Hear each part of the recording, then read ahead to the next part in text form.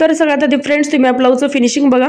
तर आजच्या व्हिडिओमध्ये आपण सिंगल कटोरीपासून डबल कटोरी कशी करायची तर ते बघणार आहोत। आणि जसं की ते फिनिशिंग बघू शकता कटोरीचं एकदम टक्स पॉइंट आपले एकदम परफेक्ट आलेले आहेत। आणि बॅक सुद्धा बघू शकता आपण नॉट्स अजून बांधलेले नाही तरी सुद्धा शोल्डर जे आहे एकदम गच्च बसलेला आहे। तर आजच्या व्हिडिओमध्ये आपण फक्त या ब्लाऊजचं स्टिचिंग बघणार आहोत। तर 40 साइज कटोरी ब्लाऊज आपण इथे स्टिच करणार आहोत। तर याचं जर तुम्हाला कटिंग बघायचं असेल तर कालच मी 40 साइज पेपर कटिंग कटोरीचा ब्लाऊजचा व्हिडिओ आहे मी अपलोड केलेला एकदम त्यामध्ये सोप्या पद्धतीने तुम्हाला माहिती सांगितलेली आहे। तर आता इथं बघू शकता की आपण फ्रंटचे पार्ट जे आहेत असे मेन कापडावरती आणि अस्तरवरती कट केलेले आहेत। आणि आपण या व्हिडिओमध्ये सोबत हे सुद्धा बघणार आहोत की फिटिंग करताना सुद्धा आपल्या काही चुका होतात तर त्या सुद्धा आपण व्यवस्थित रिपेअर करून आपले ब्लाऊज जे आहे व्यवस्थित फिटिंग आणि फिनिशिंग सोबत तयार करायचं आहे। तर एकदम सिंपल कटोरी आपण इथं कट केलेली आहे। जसं की काल मी जो पॅटर्न कट केला होता पेपरचा तर तोच पॅटर्न मी ठेवून हा जो कटोरीचा पार्ट आहे तर तो कट केलेला आहे। आता आपलं मेन जे कापड आहे आणि अस्तर आहे पूर्ण आपण हे जोडून घ्यायचं आहे। तर मी ते शिवून घेतलेलं आहे तुम्ही ब्रॉकेट जे आहे तर ते चिटकवू सुद्धा शकता। तर मी तर पूर्ण आपलं जे फ्रंट पार्ट आहे अस्तरला आणि मेन कापडाला इथं जोडून घेत आहोत। जोडून घेतल्यानंतर एक्स्ट्राचं जितकं आपलं शिल्लक जेवढं कापड राहिलेलं असतं तर ते पूर्ण आपण इथं पूर्ण कटिंग करून घ्यायचं। आता आपलं हे झालं कटोरी जोडून। आता आपण इथं घेतलेला आहे मुंडा।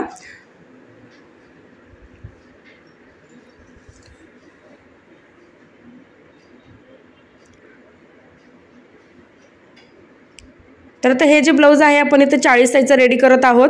तर याच ट्रिकने तुम्ही 32, 36 किंवा कोणत्याही साइजचं जे तुम्हाला जर डबल कटोरी पाहिजे असेल तर त्या टाइपने तुम्ही हे शिवू शकता।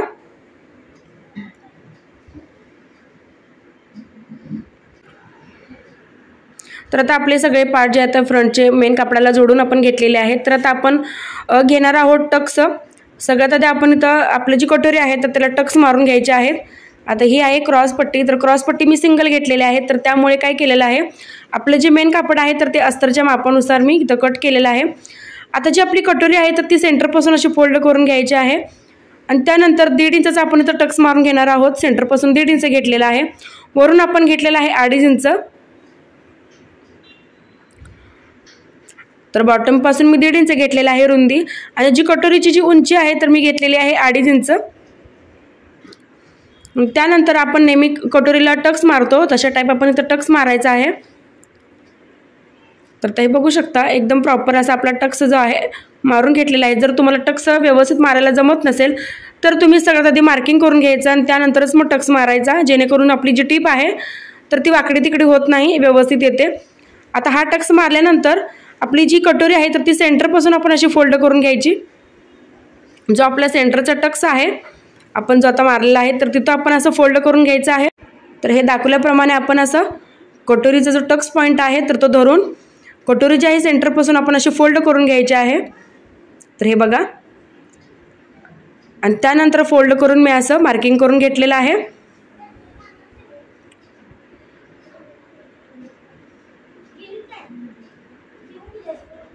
तर हे बघा आपण जो कटोरी टक्स मारलेला आहे 2.5 इंचाचा तर त्या उंचीपासूनच आपण इथं फोल्ड करायची आहे कटोरी आणि त्यानंतर त्याच्यावरती आपण असं मार्किंग करून घेतलेलं आहे।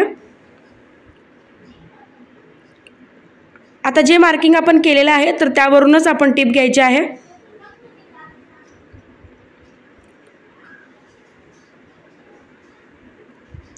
आता दाखवल्याप्रमाणे असं आपण टक्स मारून घ्यायचा। तर स्टार्टिंगला मी थोडंसं ते लॉक करून घेतलेलं आहे आणि थोडासा गोलाकार आपण शेप द्यायचा आहे। पॉइंट आपण नाही काढायचा कारण पॉइंट जर काढलं तर कटोरीला जास्त टोक येतं तर त्यामुळे शक्यतो आपण असा गोल आकार घ्यायचा सेंटरला।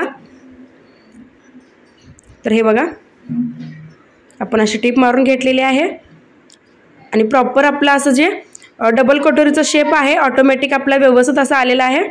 तर ही ट्रिक तुम्ही अगदी इझिली वापरू शकता कारण काय होतं की डबल कटोरी कट करताना 2 पिसामध्ये कट करावे लागते। तर 2 पिसामध्ये जरी कट केले तर तुम्हाला अशीच जोडायला लागते। तर त्यामुळे आपण एकदम सिंपल आणि साधी जी ट्रिक आहे तर ती वापरायची आहे डबल कटोरीला। जसं की तुम्ही स्टार्टिंगला बघितलंच असणार आहे की मी तुम्हाला घालून सुद्धा दाखवलेले आहे की कशी बसते फिटिंगला। तर एक जी आपली साईड आहे तर ती अशी कटोरीची झालेली आहे तर ते आता मी तुम्हाला मुंड्याला सुद्धा लावून दाखवणार आहे।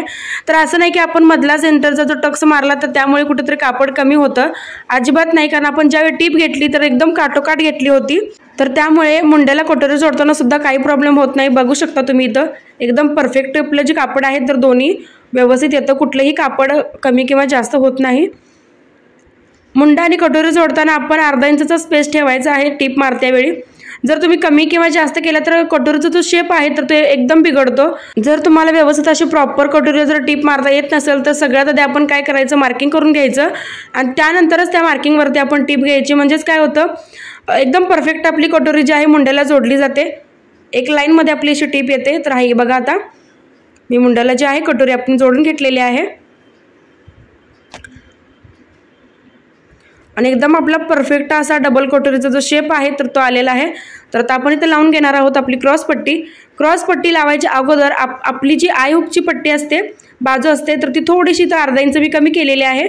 फक्त स्टार्टिंगचं थोडंसं इथं जे कापड आहे तर ते फक्त करायचं आहे, पूर्ण आपण नाही कट करायचं। तर कापड कमी असल्यामुळे मी इथे घेतलेली आहे सिंगल क्रॉस पट्टी। जर तुमच्याकडे कापड जास्त असेल तर तुम्ही क्रॉस पट्टी जी आहे तर ती डबल सुद्धा काढू शकता, कारण डबल क्रॉस पट्टीने जे फिनिशिंग आहे तर ते सुद्धा छान येतं। तर आता नेहमी आपण जशी क्रॉस पट्टी लावून घेतो ब्लाउजला, तशा टाईप आपण ही क्रॉस पट्टी जी आहे ब्लाउजला लावून घ्यायची आहे।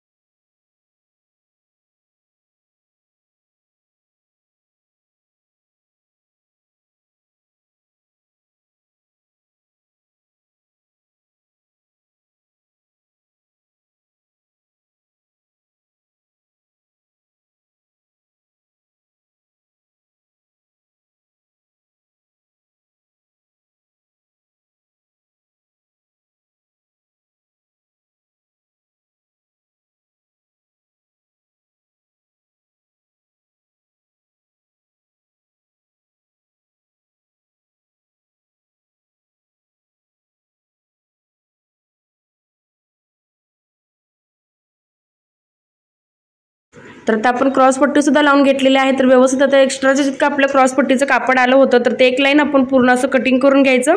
आता याचा व्यवस्थित शेप दिसण्यासाठी ह्याला मी थोडंसं प्रेस करून घेणार आहे, जेणेकरून तुम्हाला व्यवस्थित लक्षात येईल की आपली जी कटोरी आहे कशी जोडली गेलेली आहे किंवा त्याचा शेप जो आहे कसा आलेला आहे। तर आता एक्स्ट्राचं जितकं आपलं कापड राहिलं होतं क्रॉस पट्टीचं ते सुद्धा आपण कट केलेलं आहे।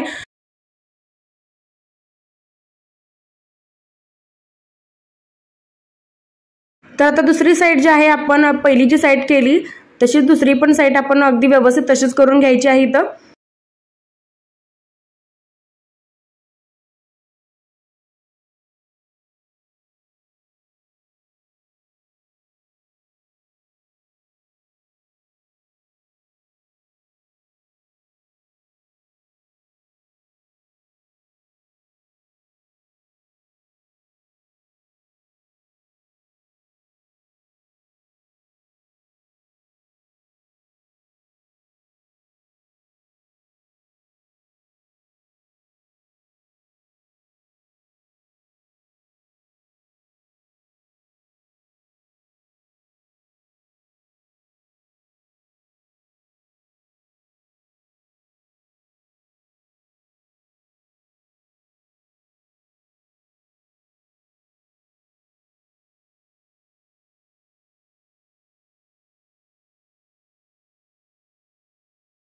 तर आता बघा आपली दुसरी सुद्धा जी बाजू आहे ती अशी रेडी करून आपण घेतलेली आहे। तर आता आपण इथं बघणार आहोत की आपल्या आता दोन्ही बाजू ज्या आहेत एकदम ॲक्युरेट अशा आलेल्या आहेत, कुठेही क्रॉस पट्टी म्हणा किंवा टक्स पॉईंट म्हणा एकदम परफेक्ट आपले आलेले आहेत। तर आता आपण इथं लावून घेणार आहोत आपली आय आणि हुक पट्टी। तर आता जी आय पट्टी असते तर मी ती 3 इंचाची वापरते आणि जी आपली हुक पट्टी आहे तर मी ती 2.5 इंचाची वापरते आणि ज्या दोन्ही पट्ट्या आहेत तर मी अस्तरमध्येच काढत असते। तर ते एक पट्टी मी घेतलेली आहे 3 इंचाची आणि एक पट्टी जी आहे मी घेतलेली आहे 2.5 इंचाची। तर आयपट्टी आपण लावणार आहोत 3 इंचाची, जी आपण उलट्या साईडने घेऊन वरच्या साईडला आपण ती फोल्ड करायची आहे, जसं की तर तुम्ही दाखवल्याप्रमाणे तुम्ही ब्लाऊजला लावू शकता। बघा ही आयपट्टी आपण उलट्या साईडने वरती फोल्ड करून घ्यायची आहे।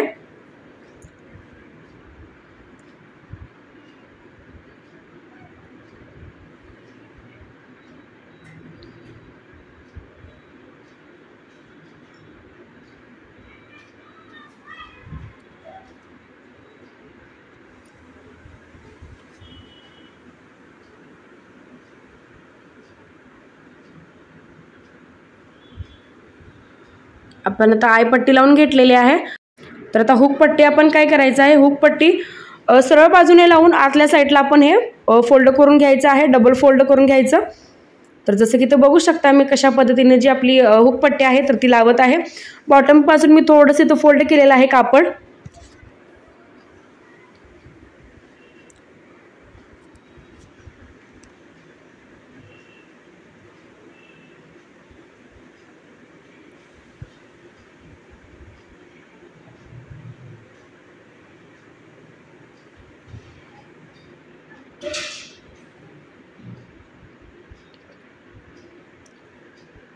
तर हे असं डबल फोल्ड आपण करून घ्यायचं आहे आपली हुक पट्टी जी आहे ती। तर आय पट्टीला अजून मी टीप मारलेली नाही, सेंटरला टीप मारलेली आहे, कारण जे आय आहे तर मी ते अस्तरमध्येच करणार आहे।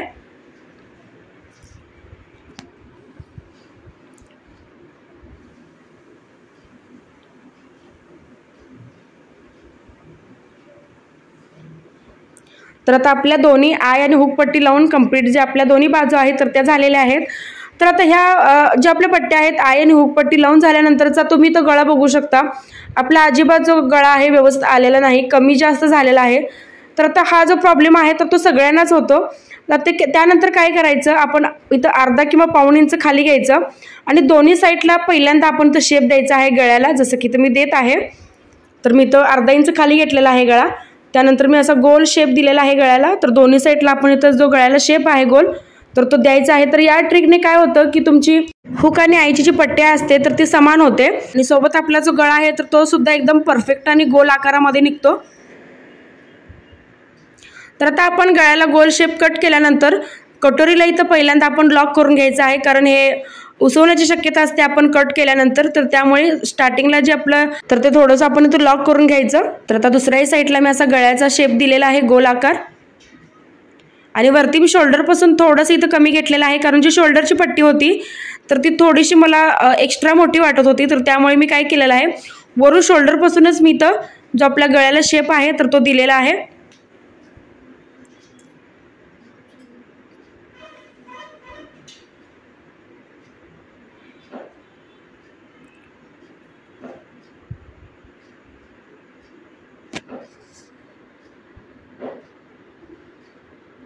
तर आता हे बघा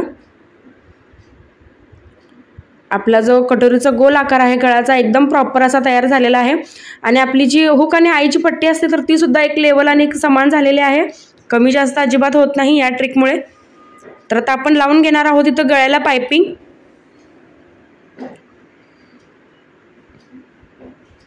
तर पायपिंगसाठी मी घेतलेलं आहे गोल्डन कलरचं कापड, जे मी फक्त पायपिंगसाठी वापरत असतो। आणि त्यानंतर 1.5 इंचाचं मी इथं जी क्रॉसमध्ये पट्टी आहे तर ती कट केलेली आहे पायपिंगची। तर इतकी जी पट्टी आहे तर ती दोन्ही साईडला आपली पुरेशी होते, आणि एकदम सिंपल मी अशी पायपिंग जी आहे तर ती वापरलेली आहे। यामध्ये मी कॉर्ड वगैरे अजिबात वापरलेलं नाही, कारण या पिसामध्ये थोडा गोल्डन कलर होता, तर त्यामुळे मी काय केलेलं आहे की गोल्डन कलरची पायपिंग मी इथं वापरलेली आहे।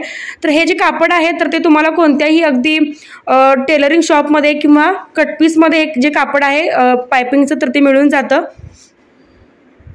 तर फक्त तुम्ही ते पायपिंगसाठी वापरला तर एकदम छान वाटते। आणि ह्याची पायपिंग जी आहे तर ती सुद्धा खूप मस्त येते, इथं बघू शकता एकदम मी सिंपल पायपिंग लावलेली आहे, आणि याचा जो गेटअप आहे तर तोही एकदम छान वाटत आहे। कुठेही पायपिंग आपली उचलत नाही किंवा गोळा होत नाही, एक लेवल आपली पायपिंग जी आहे तर ती आलेली आहे। तर दुसरी साईड आपण अशीच लावून घ्यायची।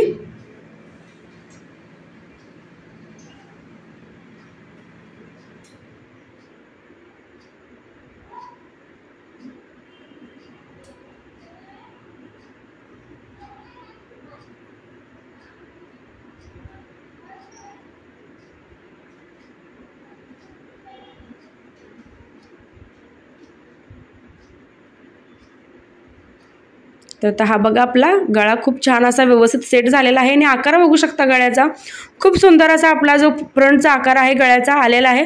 घातल्यानंतर सुद्धा खूप छान वाटतो हा गळा. तर आता इथं मी बॅक पार्ट आणि स्लीव जे आहे अगोदर रेडी करून ठेवलं होतं. तर आता आपण करणार आहोत ह्या ब्लाऊजचं फिटिंग. तर फिटिंग करताना सगळ्यात आधी इथं बॉटमला आपण व्यवस्थित कापड करून घ्यायचं आहे आणि त्यानंतरच मग आपण शोल्डर जे आहे तर ते जोडून घ्यायचं आहे.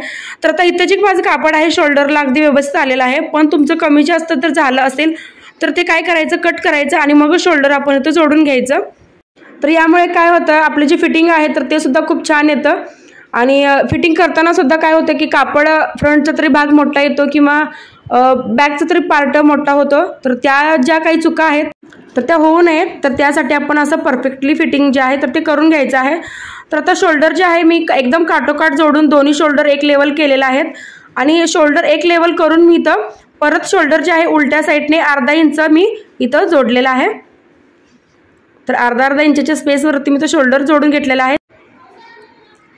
तर आता दोन्ही जे शोल्डर आहेत आपण असे जोडून घ्यायचे आहेत. आता शोल्डर जोडल्यानंतर ही जी शोल्डरपासून टीप बाहेर येते, जे कापड बाहेर येतं तर ते सुद्धा आपण इथं बॅक साईडला घालून ती जी दाब टीप आहे तर ती बॅक साईडला घालून आपण त्या शोल्डरवरती अशी टीप मारून द्यायची आहे. तर याने आपला फ्रंटचा सुद्धा गळा व्यवस्थित बसतो आणि शोल्डरमध्ये जे कापड आपले शिल्लक वरच्या साईडला दिसतं तर ते सुद्धा दिसत नाही. तर आता स्लीव्ज लावायच्या अगोदर आपण जो आपला मुंडा आहे तर तो सुद्धा दोन्ही एक लेवल आपण इथं करून घ्यायचा आहे. तर हा आपला मुंडा जो आहे थोडासा एक्स्ट्रा झाला होता बॅक साईडचा, तर दोन्ही असा लेवल करून घेतलेला आहे. तर आता दुसऱ्या साईडचा सुद्धा तुम्ही इथं बघू शकता मुंडा आपला एक जास्त झालेला आहे, तर तो सुद्धा आपण असा एक समान करून घ्यायचा आहे आणि त्यानंतरच मग आपण स्लीव्ज जे आहेत तर त्या जोडून घ्यायच्या आहेत. आता नॉर्मली आपण जसे स्लीव्ज जोडतो त्या टाईप आपण त्याच्या स्लीव्ज आहेत तर त्या जोडून घ्यायच्या आहेत. तर स्लीव्ज जोडताना सुद्धा ह्या दोन्ही बाजू ज्या आहेत तर त्या एक समान करूनच मग स्लीव्ज ज्या आहेत तर त्या जोडून घ्यायच्या आहेत. आता सेंटरला मी तर कट्स दिलेला आहे. तर फ्रंटला आपण जी स्लीव्ज जोडणार आहोत तर त्याचा आपण थोडासा अर्धा इंच जे आपल्या स्लीव्ज आहे तर ते डाऊन करून मग आपण जी स्लीव्ज आहे फ्रंटला अशी जोडत आहोत. आता आपण इथे फ्रंट बाजू जोडलेली आहे तर आता आपण सेम अशीच बॅक साईड जी आहे तर ती जोडून घ्यायची आहे.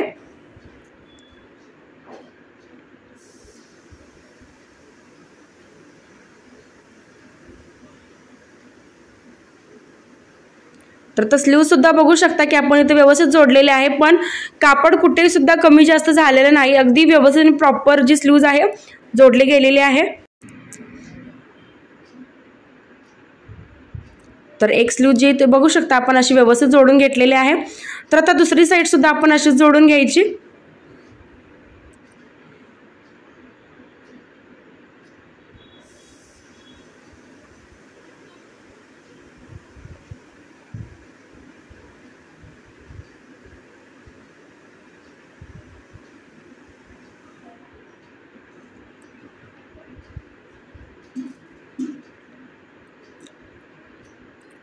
तर आता दोन्ही स्लीव्ज आपल्या अशा जोडून झालेल्या आहेत.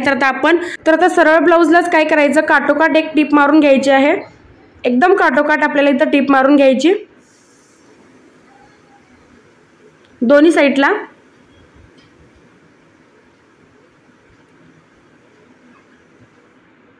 तर दुसऱ्याही साईडला आपण अशी एकदम काठोकाठ टीप मारून घ्यायची. तर ज्यांना कोणाला फिटिंग करताना काही प्रॉब्लेम येत असेल तर तो सुद्धा व्हिडिओ माझा मी चॅनलवरती माझा अपलोड आहे की फिटिंग करताना काय काय चुका होतात, तर तो व्हिडिओ तुम्ही बघा. एकदम सविस्तर मी तुम्हाला फिटिंगची माहिती जी आहे त्यामध्ये मी सांगितलेली आहे. आता त्यानंतर आपण काय करायचं आहे, ब्लाऊज उलटं केलेलं आहे आणि उलट्या ब्लाऊजला आपण अशी दाबटीप मारून घ्यायची आणि जी आपली फिटिंगची मापं आहेत तर ती आपण अशी ब्लाऊजवरती टाकून घ्यायची आहे. तर तिथं मी टाकणार आहे माप आणि इथं बघू शकता की आपलं मार्जिन जे आहे तर ते सुद्धा एकदम फुल मार्जिन आपलं उरलेलं आहे ब्लाऊजला. आता मी इथं दाबटीप मारून घेतलेले आहे. आता इथे मी टाकणार आहे आपलं फिटिंगचं माप. तर फिटिंग मी हातरुंदी जी आहे 7 इंचावरती घेतलेली आहे. छाती जी आहे तर ती 10 इंच, कारण आपण 40 साईजचं जे ब्लाऊज आहे तर रेडी करत आहोत. आणि जी कमर आहे तर मी ते घेतलेली आहे 8.5 इंचावरती. आता मी तशी टीप मारत आहे आणि मार्जिन तुम्ही बघू शकता एकदम फुल मार्जिन आपल्या ब्लाऊजमध्ये उरलेला आहे. सोबत एक लाईनमध्ये आपली जी फिटिंगची टीप आहे तर ते येते. तर फ्रेंड्स, तुम्हाला माझा आजचा व्हिडिओ कसा वाटला हे कमेंटमध्ये नक्कीच सांगा. काही डाऊट वाटत असतील तर तेही तुम्ही मला कमेंट करू शकता. नेक्स्ट व्हिडिओ तुम्हाला कोणता बघायचा आहे तर ते सुद्धा तुम्ही मला कमेंटमध्ये सांगा. चॅनलवर जर तुम्ही माझ्या नवीन असाल तर सबस्क्राईब नक्की करा. सोबत बेल आयकॉनलाही क्लिक करा कारण जो व्हिडिओ मी अपलोड करेन तर त्याची नोटिफिकेशन जी आहे तर ती सगळ्यात आधी तुम्हाला येईल। तर आता दोन्ही साईडचं आपल्या ब्लाऊजचं जे फिटिंग आहे तर त्याचं झालेलं आहे आणि मार्जिन तुम्ही बघू शकता एकदम फुल मार्जिन आणि परफेक्ट फिनिशिंग सोबत आपलं जे ब्लाऊज आहे आजचं रेडी झालेलं आहे। तर व्हिडिओ जर आवडला असेल तर व्हिडिओला लाईक करा, शेअर करा, कमेंट करा आणि व्हिडिओ शेवटपर्यंत बघितल्याबद्दल अगदी मनापासून धन्यवाद।